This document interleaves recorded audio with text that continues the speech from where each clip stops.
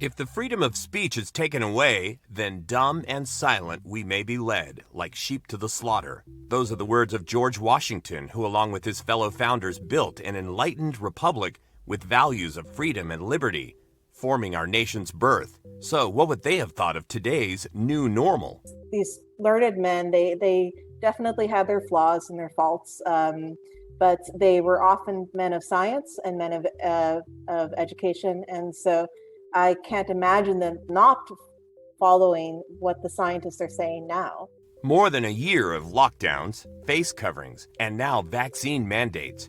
The coronavirus has fundamentally challenged the American notion of freedom. But this isn't the first time an infectious disease has tested our leaders. 1775, smallpox breaks out in Boston. To read his letters, it's like, this is the ultimate enemy.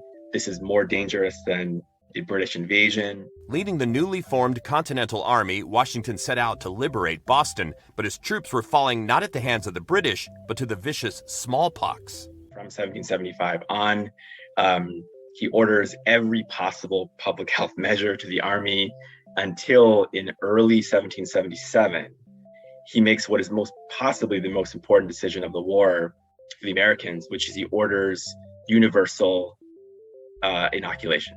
In a risky stroke of genius, Washington ordered the first known example of mass inoculation, which may well have saved the Army and won the war. Vaccine mandate that worked very, very well, and you could argue helped save the George Washington's Army and change the course of history. And it was not only Washington who showed trust in science and medicine, no matter what side of the aisle they fell. Jefferson, although kind of thought to be on a different kind of political ideology among the founding fathers in Washington, was absolutely similar in being militantly pro-inoculation.